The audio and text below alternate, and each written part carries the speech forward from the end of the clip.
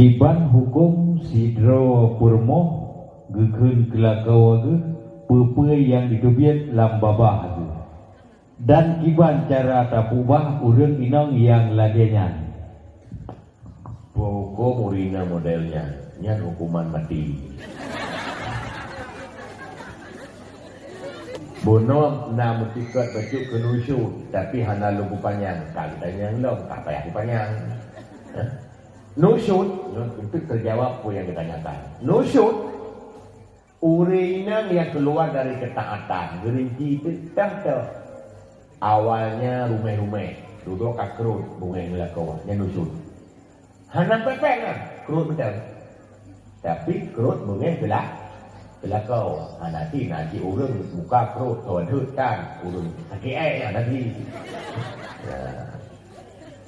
yang kedua gata setelah awalnya lembut yang nala kita yang nanti dia berita apa boleh arti awalnya lembut gaknya kan bawaan juga oh lembut yang duduk kata pepek bunga ngelakau aja nyan nusut lu pegang dalam kitab Ukudul Lujen nah kita mah ya tahu ke Ukudul Lujen lu kata Ukudul Lujen yang mengandung ke tiba kepegang walaupun dimulai dia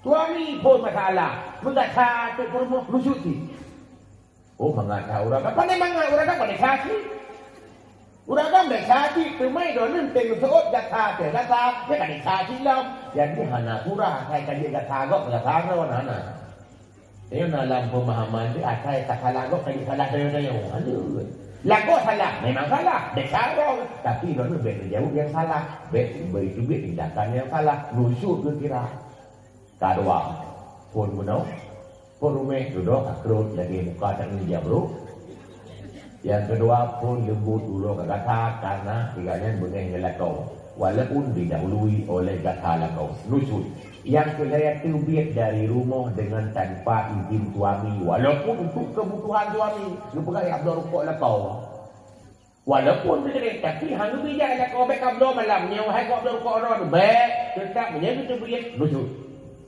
dan selama terbiatnya hanya wajib nafkah lagi uruinan hanya izin yang ikat itu baru baik hanya lebih yang kong-kong tu hanya wajib pakon dia doakan tak, oleh Allah dia tidak mau ketika diajak diranjang yang dinusut.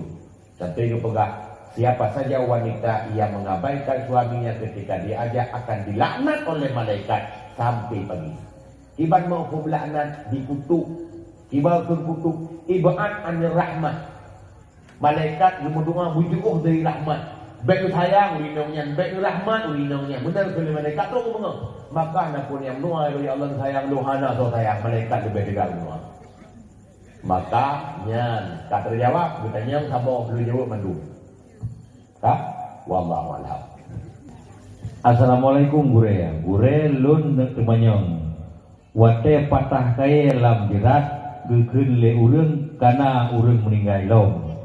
Pertanyaannya pejit dakun munan belum penjelasan gure.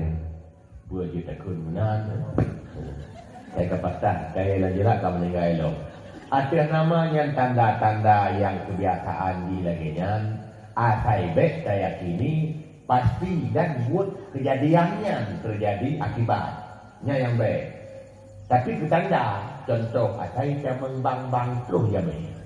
Yang punya buat bang-bang macam ni.